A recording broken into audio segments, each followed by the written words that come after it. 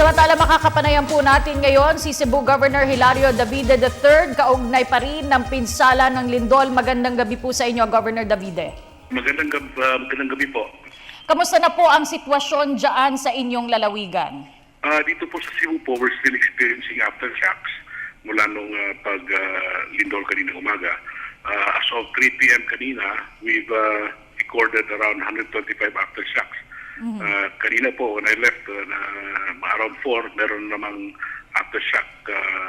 But of course, we are also busy po dito preparing for any eventuality. Already, the province has declared a state of calamity. Kaninang hapon, the provincial board in a special session po passed a resolution placing the entire province of Cebu under a state of calamity. Tapos, I also signed kanina an order suspending all classes in all levels dito po sa province just to ensure the safety of our school children kasi po merong mga reports na natanggap natin na merong mga cracks to in some school buildings in certain towns. Tapos we also directed the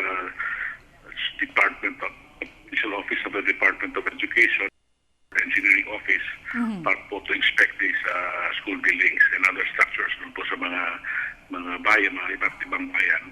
Ano po yung mga bayan sa lalawigan ng Cebu na lubhang napinsala o apektado po nito nga naganap na lindol? Thankfully po, wala namang major damage po sa mga bayan na ito.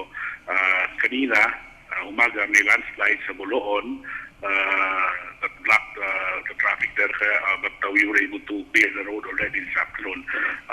Ang reports na po natatanggap natin yung mga minor cracks sa structures sa municipal buildings and school buildings. Except that meron pong nasawi po, may dalawang bata ang nasawi because kanina pong umaga nagkaroon ng stampede in Pinamungahan, which is in Midwestern Cebu, and in Toledo City, also in Midwestern Cebu. Nagkataon po na may distribution ng 4Ps sa mga beneficiaries sa gymnasium. Tapos nung nagkalindol, nagtakbuhan, nagpanik yung dalawang bata in these two areas, two towns na namatay po. And there were also several persons injured. Sa Mandawi City po naman, dito sa bandang north ng Cebu,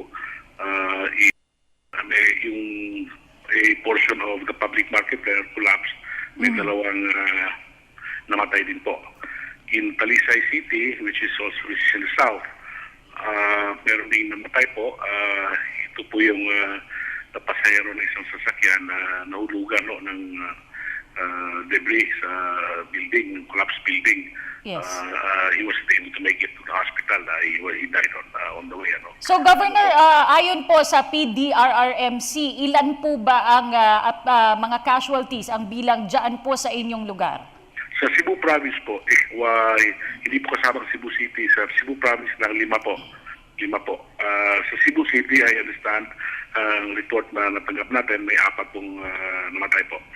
And ano po ang abisong ginawa ng inyong pamahalaang panlalawigan? Doon naman po sa mga istruktura, lalo na po yung mga pampublikong lugar dahil nakita po namin na may mga malls, may mga market na medyo nagkaroon po ng crack, ng mga structural defect. Ito po ba'y pinasara ninyo? We gave instructions already to the municipalities, to the municipal mayors po, to warn, to advise the people there sa kanilang mga bayan to stay away muna from buildings. Tapos doon lang po muna sila sa open areas, open spaces po, just to ensure that they're safe. We really do not know pa. Pending inspection itong mga structural integrity itong mga buildings na ito. Some buildings are very old already.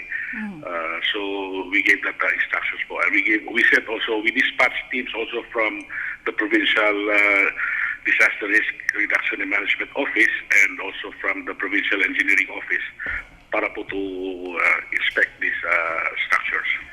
How about po yung mga tulay o kalsada? Lahat po ba ay passable pa rin hanggang sa ngayon? Yes, so far po passable pa.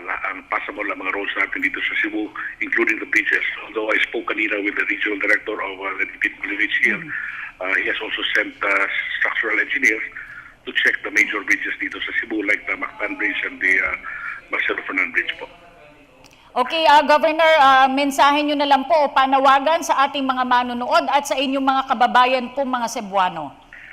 Yes, salamat po for this opportunity. Tingnan po, sana po wala na hong darating earthquake dito sa atin. Please pray po for us.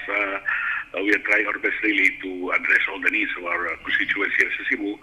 We, rest assured po, we are on top of the situation and we are trying everything na itong mga needs, especially those who were affected in the areas where affected by the earthquake, inaddress po natin yung mga needs ng ating mga constituents doon. For our constituents naman, please stay away from buildings muna until we have determined na safe sila. Safe na itong buildings para mapasukan. Just stay in the open areas muna. And in the meanwhile, in areas where wala namang ganong hindi affected ng earthquake, the people that can safely can return to their homes already. Okay, daghang salamat po sa inyo, Cebu Governor Hilario Davide III.